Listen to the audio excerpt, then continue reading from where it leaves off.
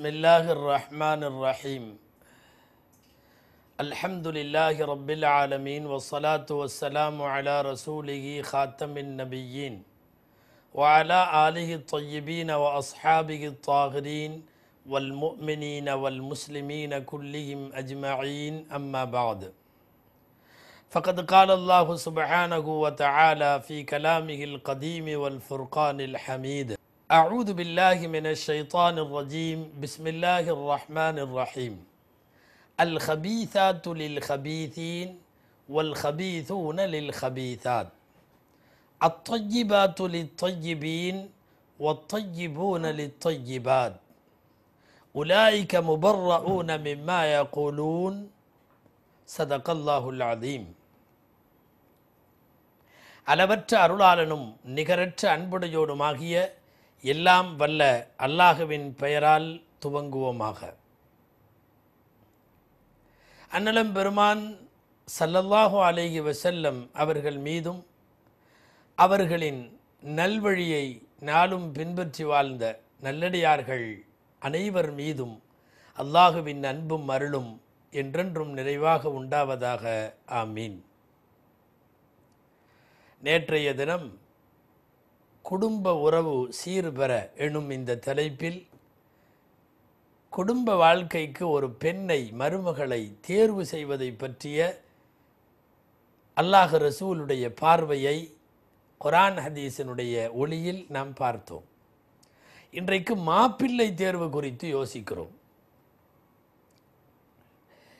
நாம் பெற்றெடுக்கிற பெண் பிள்ளை சின்ன வயதில் இருந்து எதுவெல்லாம் உலகத்தில் ஆக நல்லதாக இருக்குமோ அதையெல்லாம் வாங்கி வாங்கி தந்தோம். சாப்பிடுகிற பண்டங்களிலே இருந்து, உடுத்துகிற ஆடைகளிலே இருந்து, அவர் படிக்கிற கல்வியிலே இருந்து, ஏன் கால் செருப்பு வரைக்கும் அப்பெண்ணுக்கு பொருத்தமாகவே எல்லாவற்றையும் தேர்வு செய்கிற போது மாப்பிள்ளை தேர்வு மிக இன்றியமையாதது. இதுவும் அந்த பெண்ணை எல்லா காலத்திலேயும் கண்கலங்காமல் பார்த்து கொள்ளுகிற மட்டுமல்ல, அல்லாஹ் ரசூலுக்கு பொருத்தமான வாழ்வை அமைத்து தருகிற கணவனை தேடித்தர வேண்டிய பொறுப்பு பெண்ணை பெற்றெடுத்த பெற்றோருக்கு உண்டு. இந்த விஷயத்தில் திருமண சந்தையில் கொஞ்சம் பொருளாதாரம் முன்பின் இருந்தாலும் அந்த வரதட்சணை சீர்கேட்டில் இருந்து முழுமையாய் இன்னமும் இந்த சமூகம் தப்பிக்க முடியவில்லை என்றாலும் ஒரு நல்ல குணநலம் நிறைந்த மார்க்கப்பற்று நிறைந்த மணமகனை தேட வேண்டிய கட்டாயம் பெண்ணை பெற்றெடுத்த பெற்றோர்களுக்கு இருக்கிறது. இந்த விஷயத்தில் உலகத்தில் மாப்பிள்ளை தேடுகின்ற எல்லோருக்கும் நபிகள் நாயகம் ஸல்லல்லாஹு அலைஹி வஸல்லம் சொல்லித் தந்த செய்தி, இதா ஹதப இலைக்கும் மன் தர்தவுன தீனஹு வ குலுகஹு ஃபஸவ்விஜூஹு. உங்களிடம் உங்களுடைய பெண்ணை மார்க்கப்பற்று நிறைந்தவர், குணம் நிறைந்தவர், உங்கள் பெண்ணை திருமணம் செய்து தருமாறு கேட்டால் திருமணம் செய்து கொடுத்து விடுங்கள். வயில்லா தகுன் ஃபித்னத்துன் ஃபில் அர்தி வ ஃபஸாதுன் அரீத். இல்லாவிட்டால் பூமியிலே பெரும் குழப்பமும் விஷமத்தனமும் ஏற்படும் என்று எச்சரிக்கிறார்கள் நாயகம் ஸல்லல்லாஹு அலைஹி வஸல்லம் அவர்கள். அப்போ பெண்ணுக்கு வேண்டுமானால் நிறைய செய்திகள் சொல்லப்பட்டது. மாப்பிள்ளை தேர்வில் இந்த ஹதீஸ் சொல்லுகிற செய்தி ரெண்டு தான். ஒன்று மார்க்கத்தை பார், இன்னொன்று குணத்தை பார். சிகப்பு மாப்பிள்ளை வேணும், இதுவெல்லாம் அடிஷ்னல், துணையாக நாம் தேடுவது. உயரம் இப்படி, குள்ளம் இப்படி, அவருடைய சம்பாத்தியம் இப்படி, அவருடைய ஃபேமிலி பேக்ரவுண்ட் இப்படி, அவருடைய சொத்து மதிப்பு இவ்வளவு, அவருடைய வங்கி இருப்பு இவ்வளவு, நிறைய பேசலாம் இப்படி. ஆனால் மிக முக்கியமாக தவறாமல் கவனிக்க வேண்டியது, மற்றதெல்லாம் துணை சாதனம், நீங்கள் கவனித்துக் கொள்ளுங்கள், வேண்டாம் என்றில்லை. கவனிக்க வேண்டிய முக்கியமான ரெண்டு, அவருடைய தீன், அவருடைய குணம். பெரும்பாலான மாப்பிள்ளை பார்க்குற இடத்துல நீங்கள் பார்த்தீங்கன்னா சம்பளம் விசாரிக்கப்படுகிறது. அவர் வேலை செய்கிற இடம் அல்லது கம்பெனி அல்லது ஆஃபீஸ் அல்லது அவர் வைத்திருக்கிற கடை, வணிக நிறுவனம், இது விசாரிக்கப்படுது. தவறி கூட அவர் தொழுகையாளியாங்கிறது கூட விசாரிக்கிறது இல்லை. ஏதாவது வாரத்தில் ஒரு டைம் அல்லது வருஷத்துக்கு 2 தடவை போகிற ஆளா, இல்லை தினந்தோறும் போகிற ஆளா, விசாரிக்கப்படுறதில்லை. என்னைக்காவது அவர் இப்படியெல்லாம் மார்க்க கோலத்தோடு நல்ல இபாதத்துகள் செய்து பார்த்துருக்கிறார்களா? விசாரிக்கிறது கிடையாது. ஏதோ போகிற போக்கில் யாராவது சொல்லுவாங்க, அவர் அவ்வளவா தொழுகவெல்லாம் மாட்டாரம்மா, அதை பற்றி ஒன்றும் இல்லை, சம்பாதிப்பார்ல, அது போதும். இது ஒரு மோசமான மாப்பிள்ளைக்கான அளவுகோல் அல்லவா? அது தீன் முதலில் பார்க்க வேண்டும். தீனை விசாரிக்கிறதே இல்லை. அடுத்து குணம் விசாரிக்கிறது இல்லை. நல்ல பணக்காரனா மட்டும் இருந்துட்டா போதும். வரிசையாக சொல்லுவாங்க, அந்த ஆள் தொழுவ மாட்டாராம்மா, பரவாயில்ல. அவர் முன்கோபியாம்மா, பரவாயில்ல. எடுத்ததுக்கெல்லாம் கோவப்படுவாராம்மா, பரவாயில்ல. என் பிள்ளை எல்லாத்தையும் அட்ஜஸ்ட் பண்ணிக்குவா, காசு இருந்தால் போதும். காசு இருந்தால் போதும் என்கிற மனப்பான்மை பெற்றெடுத்த பெண்மகவை பாடுங்கிணற்றில் தள்ளுவதல்லவா? நன்றாக தெரிந்து கொள்ளுங்கள், கஞ்சியோ கூழோ, ஒருவேளை சாப்பாட்டுக்கு கூட வழியில்லாமல் இருந்தாலும் குணநலன் நிறைந்த நம்முடைய பெண்ணை அன்போடு அரவணைத்து தோளில் சாய்த்து கொள்ளக்கூடிய, இன்ப துன்பங்களிலெல்லாம் கூட்டாக இருக்கக்கூடிய ஒரு கணவன் கிடைத்தால் உங்களுடைய பெண்ணிற்கான பெரிய பாக்கியமும் நீங்கள் அந்த பெண்ணுக்கு தந்த பெரிய அன்பளிப்பும் இந்த நல்ல மாப்பிள்ளை தான். மார்க்கம் பார்க்க வேண்டும். உங்களுக்கு தெரியுமே, அரபு நாட்டிலேயே ஆகச் சிறந்த குடும்பம் என்று சிறப்பான ஒரு குடும்பத்தை நீங்கள் சொல்ல வேண்டுமானால் நம் எல்லோருடைய வாயிலையும் வரும். திருக்குர்ஆனிலேயும் இடம்பெற்றிருக்கிற அந்த குடும்பம் குறைஷி குடும்பம். குறைஷி குடும்பத்தில் ஒருவருக்கு பெண் கிடைப்பதுங்கிறது பெரிய செய்தி. அவருக்கு குறைஷி குடும்பத்தில் பெண்ணாமா அப்படின்னா அது ஒரு பெரிய மரியாதைக்குரிய செய்தி. ஆனால் குறைஷி பெண்களுக்கு மாப்பிள்ளை தேடியவர்கள் எப்படி தேடினார்கள் தெரியுமா? நீங்கள் நம்புவதற்கு கொஞ்சம் சந்தேகப்படலாம். ஹஜ்ரத் பிலால் ரதியல்லாஹு அன்ஹு குறைஷி வீட்டு மாப்பிள்ளை. யார் பிலால்?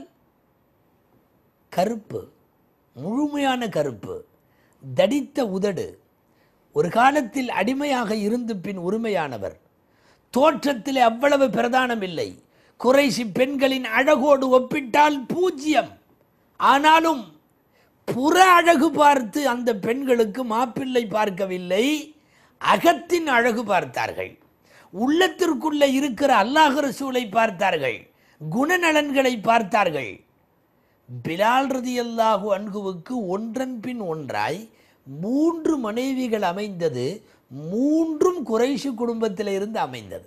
ஏறத்தாழ அரபகத்தை பூர்வீகமாக கொண்டு பிறந்து வாழ்ந்த பரம்பரை அரபுகளுக்கு கூட கிடைக்கவில்லை.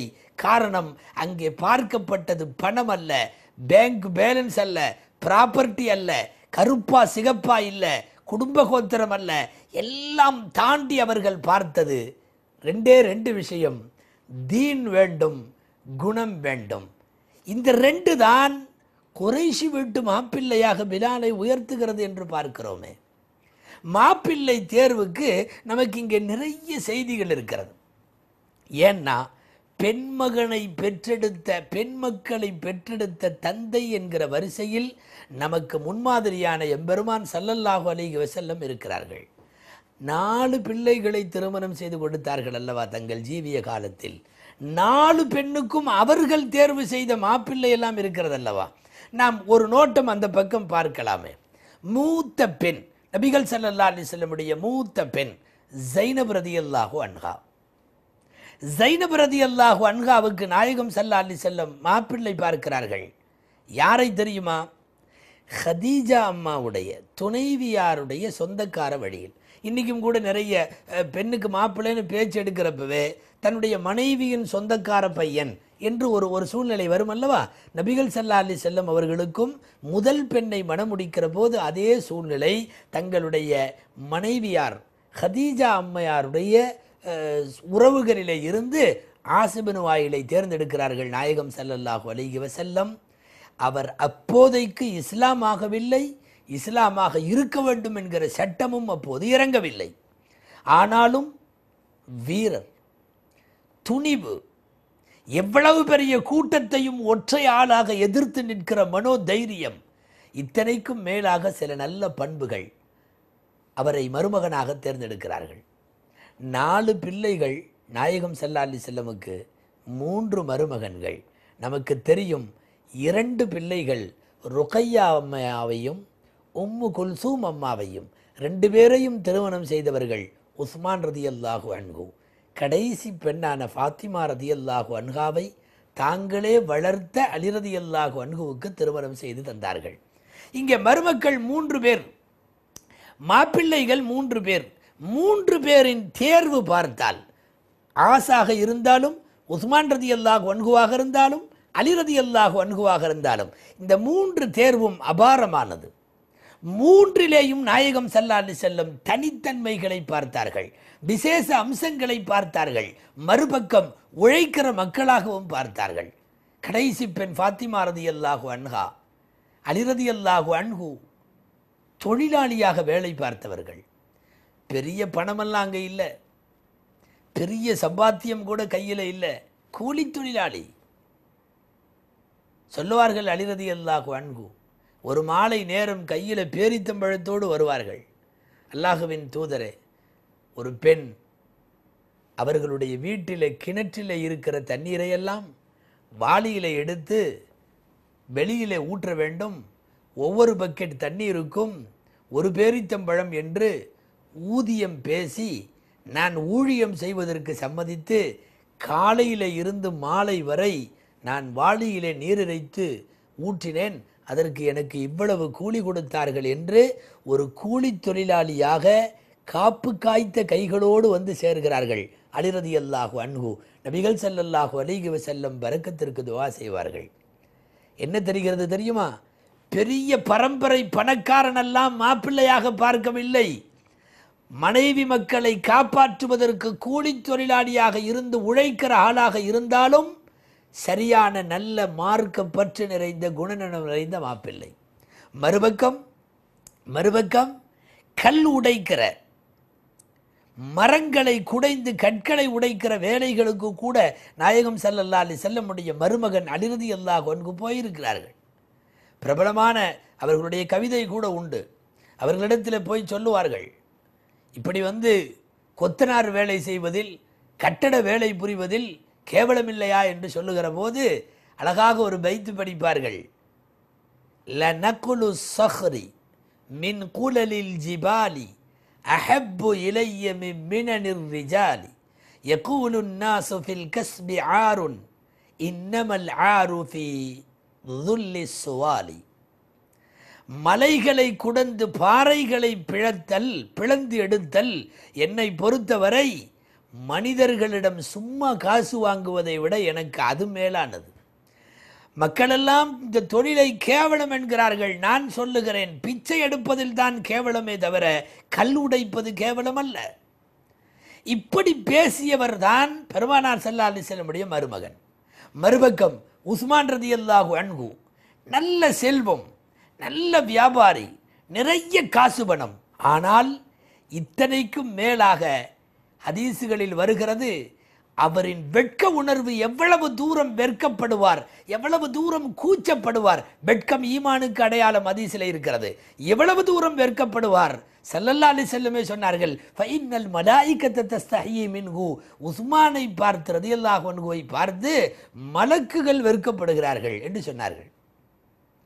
மலக்குகளே வெட்கப்படுகிற அளவுக்கு, நாணி போகிற அளவுக்கு வெட்கம், நாணம், உயரிய பண்புகள் அத்தனையின் இருப்பிடம் உஸ்மான் ரலியல்லாஹு அன்ஹு. மாப்பிள்ளைகளை தேர்ந்தெடுக்கிற போது இது போன்ற நல்ல அம்சங்கள் தேடப்பட வேண்டும் அல்லவா? இன்றைக்கு வெறுமனே யார் வந்து திருமணம் செய்கிறார்களோ ஒன்றும் கேட்காம இருந்தால் போதும், அவன் எப்படி இருந்துட்டாலும் பிரச்சனை இல்லை.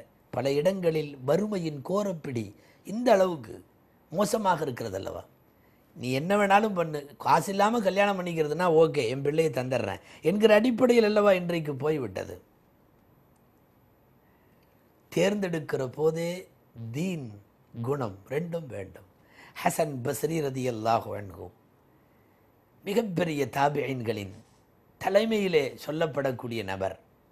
ஹசன் பஸ்ரி ரலியல்லாஹு அன்ஹு ஒருத்தர் வந்தார், சொன்னார், خطب ابنتي جماعة فمن أزوجها. என் பொண்ணை ஒரு பெரிய கூட்டமே பெண் கேட்குது, ஒருத்தர் 2 பேர்லாம் இல்லை, ஊரில் நிறைய பேர் கேட்குறாங்க. ஃபமன் உஸவ்விஜுஹா, நான் யாருக்கு கல்யாணம் செஞ்சு கொடுப்பேன் அப்படின்னு கேட்குறார். ஒரு பெரிய ஆலிமிடத்தில் கேட்கப்படுகிற ஆலோசனை, அவர்கள் சொல்லுகிற அற்புதமான பதில் பாருங்கள். ஹசன் பஸ்ரி ரலியல்லாஹு தஆலா அன்ஹு சொல்வார்கள், ஸவ்விஜ்ஹா மிம்மன் யத்தகில், ஸவ்விஜ்ஹா மிம்மன் யத்தகில்லா. அல்லாஹ்வை பயப்படுற யாராவது ஆள் பார்த்து அவருக்கு கல்யாணம் பண்ணி கொடுத்துரும். ஏன் தெரியுமா? ஃபைன்னஹு இன் அஹப்பஹா அக்ரமஹா. அவருக்கு அந்த பெண்ணு பிடிச்சிருந்துச்சுன்னா, தக்குவா உள்ளவராக இருந்தா அந்த பெண்ணு பிடிச்சிருந்துச்சுன்னா ரொம்ப சங்கையாக வச்சுக்குவார். ஒயின் அபுகதஹா, அந்த பெண்ணை பிடிக்கலைன்னு ரொம்ப கோபமாக இருந்தாலும் லம் எதுலிம்ஹா, அந்த பொண்ணுக்கு அநீதம் செய்ய மாட்டார். காரணம், அவர் தக்குவா உள்ளவர். உலகத்தில் இருக்கிற மாமனாருக்கோ மைத்துனர்களுக்கோ பயப்படக்கூடியவன் இருந்தால் அப்படியும் இப்படியுமாக நடப்பான்.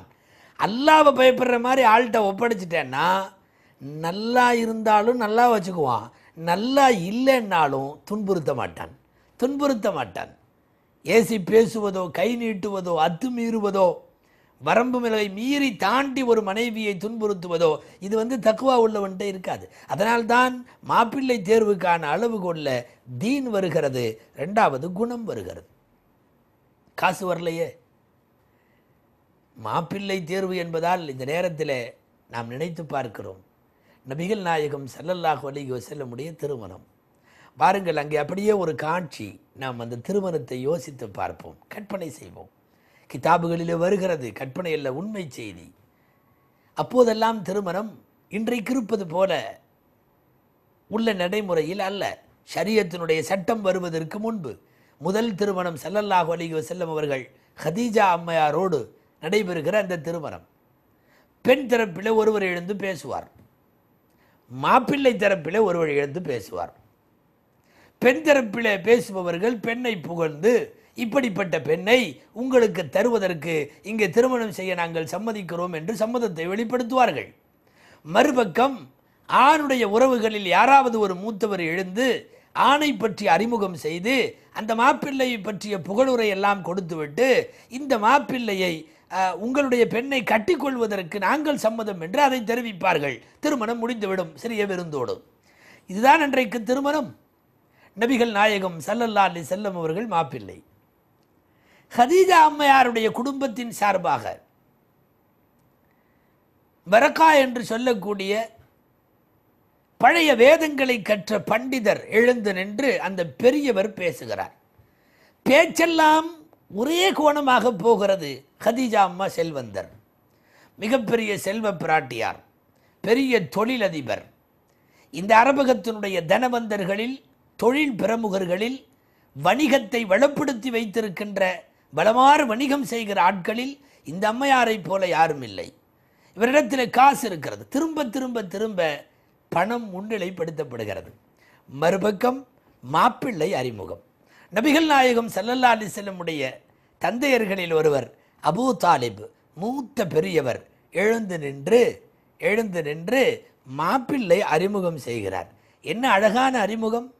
சும்ம இன்ன இப்ன அஹி ஹாதா முஹம்மது இப்னு அப்துல்லாஹ் லா யூஸனு பிஹி ரஜுலுன் ஷரஃபன் வ நப்லன் வ ஃபضலன். என்னுடைய சகோதரர் மகனாக இருக்கிற அப்துல்லாவின் மகன் முஹம்மது எந்த மனிதரோடும் எடை போட்டு பார்ப்பதற்கு, நிறுத்து பார்ப்பதற்கு சரிசமமானவர் அல்ல, அதைவிட சிறந்தவர். சிறப்பால், கல்வியால், அந்தஸ்தால், இவற்றிலெல்லாம் என்னுடைய மாப்பிள்ளை இந்த அப்துல்லாவின் மகன் முஹம்மது நிகரற்றவராக இங்கே திகழ்கிறார். ஒ இன் கான ஃபில் மாலி கல்ல, அவரிடத்தில் பொருளாதாரம் கம்மியாக இருந்தாலும் சரியே. ஃபைனல் மால தில்லுன் ஜாயில், இது அங்கே பேசப்பட்ட குத்துபாவின் வாசகம். ஃபைனல் மால தில்லுன் ஜாயில், ஏனெனில் காசு பணம் நீங்கும் நிழல் போன்றது, நீங்கும் நிழல் அது. ஆரியத்தும் முஸ்தரத்துன், அது இடையிலே வந்து இடையிலேயே செல்லக்கூடியது. அம்ருன் ஹாயிலுன், வந்து மறையக்கூடிய ஒரு செய்தி அது. காசு பணம் நிரந்தரம் அல்ல. முன்னாலே பேசியவரின் தலையில் சொல்லாமல் கொட்டு வைத்தது போல, காசு காசு என்று பேசப்படுகிற பெண்ணின் பெருமைக்கிடையில் இவர் குணம் மிக்கவர், இவர் அருங்குணங்களின் அணிவகுப்பு, இவர் மார்க்க பற்றில் மகத்தானவர், யாரோடும் ஈடு செய்ய முடியாத அளவுக்கு நிகரற்றவர். இவரை பொறுத்தவரை காசில் வேண்டுமானால் கம்மியாக இருக்கலாம். இங்கே தெரிகிறதா, மாப்பிள்ளை பொருளாதாரத்தில் பின்தங்கி இருக்கலாம், ஆனால் குணத்திலேயும் மார்க்கத்திலேயும் மேலே இருக்க வேண்டும். சரி, அப்பன்னா எங்கள் பொண்ணுக்கு பார்க்குற மாப்பிள்ளையில் வேற என்ன அம்சங்கள் எல்லாம் தேட வேண்டும்? இயற்கையாக வரக்கூடிய கேள்வி. இதில் முக்கியமான செய்தி, நிறைய பொருத்தம் இருக்கிறது. எல்லாத்தையும் பார்க்க வேணான்னு சொல்லலை. முக்கியம் மார்க்கம், குணம். இது அல்லாமல் மற்றதும் பார்க்கணும். இது ரெண்டு பேர்த்துக்கும், பொண்ணுக்கும் மாப்பிள்ளைக்கு ரெண்டு பேர்த்துக்கும். இந்த ரெண்டு குடும்பங்கள் அத்தகாஃபுஃபித்தீன், ரெண்டு பேர் மார்க்க ரீதியாக ஓரளவு சரிசமமாக இருக்கணும். ரொம்ப பயங்கரமான இபாதத்தில் இருக்கிற ஒரு குடும்பம், மறுபக்கம் பெருநாளைக்கு மட்டும் தொழுவு போகிற மாதிரி ஒரு குடும்பம், ரெண்டு சம்மதம் செய்கிற போது அவ்வளவா ஒத்து வர்றதில்லை. நாட்டில் நடைபெறக்கூடிய குடும்ப பிரச்சனைகளின் பின்னணியில் இருந்து நாம் இதை யோசிக்கணும். எனவே மார்க்கத்திலேயும் ரெண்டு பேரும் ஓரளவு சரிசமமாக இருக்கிற மாதிரி, அந்த மாதிரி பொருத்தம் துணை பார்க்க வேண்டும். அடுத்து இன்னைக்கு உள்ள சூழ்நிலையில் கல்வியிலேயும் பெண்ணும் மாப்பிள்ளையும் ஓரளவுக்கு ரெண்டு பேரும் பள்ளி இறுதி ஆண்டு வரை, அல்லது ரெண்டு பேரும் பட்டப்படிப்பு வரை, ரெண்டு பேரும் ஏதாவது டிகிரி, ஒரே டிகிரியாக இருக்கணும் இல்லை, ஏதாவது டிகிரி. ஏன்னா இதில் ஏற்றத்தாழ்வு இருக்கிற போது குடும்ப வாழ்க்கையில் அது பேலன்ஸ் பண்ண முடியாமல் போய் கொண்டிருப்பதை நாடு முழுக்க பார்க்குறோம். ஒரு பக்கம் பார்த்தா பொண்ணு ஆக பெரிய படிப்பு படித்து முடிச்சிருச்சு, எல்லாம் எம்ஏ எம்ஃபில் அது இது பிஇ என்னென்னமோ படித்து முடிச்சிருக்கு. இவர் 8ஆம் கிளாஸோடு முடித்தவர், ஒன்றுமே இல்லை. குடும்பத்தில் ஈகோ வருது. படிக்காத கணவனுக்கு கட்டுப்படுறதுக்கு அவ தயாராக இல்லை. நான் ஒரு ஆம்பளை, எனக்கு கீழே நீ இல்லையான்னு இவன் தயாராக இல்லை. மொத்தத்தில் படிப்பில் கல்வியில் சரிசமம் இல்லாத சூழ்நிலையில் நிறைய கெட்டு போகிறது. இதுக்கு மாற்றமா ஆம்பளை, அவர் பெரிய லெவலில் படிச்சிருப்பார், அவர் ஐஏஎஸ் வரையுமே படிக்கணுமே, எவ்வளவோ படிக்கணுமே, அவர் அவ்வளோ படித்து முடிச்சிருப்பார். மறுபக்கம் பார்த்தால் பொண்ணு 5ஆவதோட வீட்டில் வச்சுருப்பாங்க, ஒன்றும் படிக்கலை. கல்வியில் ஓரளவுக்கு ரெண்டு பேரும் சம உயரத்தை தொட முடியும் என்கிற நிலையில் அந்த பொருத்தமும் பார்க்க வேண்டும். அடுத்து இந்த ரெண்டு பேருக்கும் இடையில், இந்த ரெண்டு குடும்பத்துக்கு இடையில் வாழ்க்கையினுடைய மிதமான போங்கு இருக்கு இல்லையா, இதுலேயும் ஒத்து வருதான்னு பார்க்கணும். அதாவது லேசாக அச்சுன்னு தும்மின உடனே பெரிய ஆஸ்பத்திரியில், அந்த மாவட்டத்திலேயே பெரிய ஆஸ்பத்திரியில் போய் ட்ரீட்மெண்ட் எடுக்கிற மாதிரி ஒரு குடும்பம். இந்த பக்கம் என்னன்னா, எவ்வளவு சீரியஸ் ஆனாலும் வீட்டிலேயே பாட்டி வைத்தியம் பார்க்குற மாதிரி ஒரு வீடு. ரெண்டுக்கும் பொருத்தம் சம்மந்தப்பட மாட்டேங்குது. வாழ்க்கை தரம் இருக்கிறதல்லவா, விசேஷம் அவர்கள் வீட்டில் இப்படி இருக்கும், சாதாரண காலத்தில் அவர்கள் வீட்டில் இப்படி இருக்கும், அவங்கெல்லாம் உறவுகள்லாம் ஒன்று சேர்ந்தா இப்படி இருக்கும் என்று கணிக்க முடிகின்ற ஓரளவு வாழ்க்கை தரத்திலேயும் ரெண்டும் சரியா, இதையும் பார்க்கணும். அதாவது இதெல்லாம் பார்க்க தவறுனதுனால ஏற்பட்ட பிரச்சனைகள் இன்றைக்கி நிறைய குடும்பங்களில் இன்றைக்கு விவாகரத்து அது இதுன்னு ஆகிட்டு இருக்கு இல்லையா, அதனுடைய பின்னணியில் இருந்து இதெல்லாம் பார்க்கணும். அடுத்து முக்கியமான ஒன்று, வயசு பார்க்கணும். வயசுன்னா மார்க்க அறிஞர்கள் கூட அதற்கு அளவு எழுதுகிறார்கள். ஆணுக்கு வயது அதிகமாக இருக்க வேண்டும், பெண்ணுக்கு குறைவாக இருக்கணும். ஆனால் அதுக்காக ரொம்ப குறைவாக கூடுதலாகலாம் இருக்கக்கூடாது இல்லையா. 14 வயசு 15 வயசு பருவமான பிள்ளையை பிடிச்சி 28 வயசு உள்ள ஒரு பையனுக்கு கட்டி கொடுக்குறாங்க. ரெண்டு பேர்த்துக்கு இடையில் 13 வருஷம் வித்தியாசம். 32 வயசு மாப்பிள்ளை, பொண்ணுக்கு 17 வயசு. கிட்டத்தட்ட பாதிக்கு பாதி 15 வருஷம் வித்தியாசம். மார்க்க அறிஞர்கள் உலமாக்கள் வழிகாட்டுதல் தருகிறார்கள். குறைந்தபட்சம் பெண்ணுக்கும் மாப்பிள்ளைக்கும் ஒரு 4 ஆண்டுகளாவது குறைவாக இருக்கலாம். அதிகபட்சம் என்று எடுத்துக்கொண்டால் ஒரு 7 வருஷம் வரைக்கும் இருக்கலாம். ஒரு சில கிதாபுகளில் உள்ள செய்தி இது, முஆஷராவிலே குடும்ப வாழ்க்கையில். இதுக்கு ரொம்ப அதிகமாகவோ ரொம்ப குறைவாகவோ அப்படி பார்க்கறதில்ல. இன்னொன்றும் இருக்கிறது, சம வயது உள்ளவர்கள் ஏதோ போனது போக்கில் அவர்களாக பழகி திருமணம் செய்கிற போது சம வயது உள்ளவர்களால் ஏற்படுகின்ற பிரச்சனைகள் இன்றைக்கி குடும்பத்தில் நிறைய. தலாக், இன்றைக்கு ஏற்படுகிற தலாக்குகளை கொஞ்சம் விசாரித்து பாருங்கள், வரக்கூடிய மனுக்களை பாருங்கள். அவர்கள் இந்த கோளாறுகளில் எங்கோ சிக்கி இருக்கிறார்கள். சம வயது குடும்ப வாழ்க்கைக்கு ஒத்து வராது. கட்டாயம் என்று சொல்ல வரவில்லை, இவைகளெல்லாம் இந்த வயது பொருத்தம் கூட ஒரு வகையில் பார்க்கப்பட வேண்டும். இதில் தமிழக சூழலில் இன்னும் ஒரு அம்சம் இருக்கிறது. என்ன இதெல்லாம் பொண்ணு மாப்பிள்ளை இதில் நீங்கள் பார்க்குறீங்க என்று நீங்கள் கூட நினைக்கலாம். ஆனால் உண்மை, பெருகி வரக்கூடிய விவாகரத்துகள், தலாக்குகள், ஹுலாக்களை கட்டுப்பாட்டுக்கு கொண்டு வர வேண்டுமானால் பெண் மாப்பிள்ளை பார்க்கிற போதே இந்த விஷயமும் பார்க்க வேண்டும். என்னன்னா, ஓரளவு கொள்கையில் ஒத்துப்போனவர்களையும் பாருங்கள். ஏன்னா நிறைய ஊரில் நடக்குது, ஊர் பேரெல்லாம் வேண்டாம். என்னன்னா, இவர் ஆக மிகப்பெரிய தௌஹீது சிந்தனை அது இதுன்னு சொல்லிட்டு இவர் இருக்கார். மறுபக்கம் பார்த்தா இவங்க ரொம்ப மோசமான, அவர் அளவுக்கு இல்லாவிட்டாலும் கூட ஓரளவுக்கு வேறு கோணத்தில் இருக்கிறார்கள். அல்லது இப்படி வச்சுக்குவோம், அவர் மோசமான நிலைமையில் இருக்கார், இவர்கள் நன்றாக இருக்கிறார்கள். கொள்கையில் ஒருத்தர் கொள்கை இன்னொருத்தருக்கு ஒத்து போகிறதில்லை. அவரை கேட்டால் நான் தான் கரெக்டாக இருப்பேன்னு சொல்லுவார், இவரை கேட்டால் நாங்கள் தான் கரெக்டுன்னு சொல்லுவாங்க. ஒத்துப்போன கொள்கை உடையவர்களாக திருமணம் செய்து கொண்டால் விவாகரத்துகளை தவிர்க்கலாமே. இன்றைக்கி நிறைய வீட்டில் நடக்கு, நிறைய ஊர்களில் நடக்கு. 100 தலாக்கு 150 தலாக்கு நடந்த ஒரு ஊர்லேருந்து கிடைக்கிற செய்தி என்ன தெரியுமா? ஏங்க தலாக்கு விட்டீங்க, அவங்க வீட்டில் பாத்தியா ஓதுறாங்க அதனால தலாக்கு விட்டோம். எவ்வளவு அற்பத்தனம் தெரியுமா? ஒரு ஒரு ஒரு ஃபாத்தியா தலாக்கு தீர்மானிக்குமா? நீங்கள் ஏங்க ஹுலா கேட்குறீங்க, அந்த கணவரோட வாழ விரும்பலைங்கிறீங்க, எங்கள் வீட்டு பாத்தியாவுக்கு அவர் வரல. இது ஒரு நடக்கிறது கொள்கையில். இன்னொன்று, பிள்ளைய எங்கேயாவது நிஸ்வானில் ஓத வச்சு அது நல்லபடியாக ஓதி குர்ஆன் ஹதீஸ் எல்லாம் ஓதி முபல்லிகா ஆலிமா அது இதுன்னு பட்டமெல்லாம் வாங்கியிருக்கோம். அதை தூக்கி கொண்டு வந்து இந்த கல்வியும் ஆகாது, இந்த கிதாபும் ஆகாது, ஒன்றும் ஆகாதுன்னு ஒரு கொள்கை இருக்கிறவன்ட்ட கொண்டு போய் கொடுத்துட்றது. இந்த குடும்பம் எப்படி ஒத்து போகும்? தொழுகையில் ஒத்து போகிறதில்ல, ஓதுறதுல ஒத்து போகிறதில்ல, எந்த விஷயத்துலையும் ஒத்து போகிறதில்ல. துவக்கத்தில் இருந்த முரண்பாடு. தயவு செய்து பெண் பிள்ளைக்கு மாப்பிள்ளை பார்க்குறவங்க இந்த காலத்தை பொறுத்தவரை தமிழக சூழலில் கொள்கையும் பார்க்க வேண்டும். ஓரளவு தங்கள் கொள்கைக்கு ஒத்து போகணும், அல்லது அனுசரித்து போகிறவங்களாவது இருக்கணும். சரி, நமக்கு நம்ம கொள்கை, அவங்க பெண்ணு வீட்டில் அவங்க கொள்கை இருந்துட்டு போகட்டும் அப்படிங்கிற மாதிரி ஏற்றுக்கிற மனப்பான்மை. சில பேர் வரட்டு பிடிவாதத்தோடு சில மாப்பிள்ளை இருப்பான். நான் இருக்கிறது மட்டும்தான் சரி, அல்லாவோட அரிசிக்கு நேரு கீழே நான் இருக்கிறேன், அதனால் நான் சொல்கிறது மட்டும்தான் சரின்னு சொல்லும்போது இந்த பெண்ணுடைய வாழ்க்கை கேள்விக்குறியாகிறது அல்லவா? யோசித்து மாப்பிள்ளைகளை தேர்வு செய்ய வேண்டும். இதில் இதே மாப்பிள்ளை தேர்வு, பெண் தேர்வு ரெண்டும் சேர்ந்து சில குளறுபடி நடக்கிறது. இந்த விஷயங்களை இன்ஷா அல்லாஹ் நாம் நாளைய தினம் பேசுவோம். அதில் பெண்கள் சார்பாகவும் நடக்கிற பெண் பார்த்தலில் உள்ள குறைபாடுகளும் இருக்கும். மாப்பிள்ளை பார்த்தல் தனித்தனியாக இப்போது பார்த்து விட்டோம். நேற்றைக்கு பெண் தேர்வு, இன்றைக்கு மாப்பிள்ளை தேர்வு.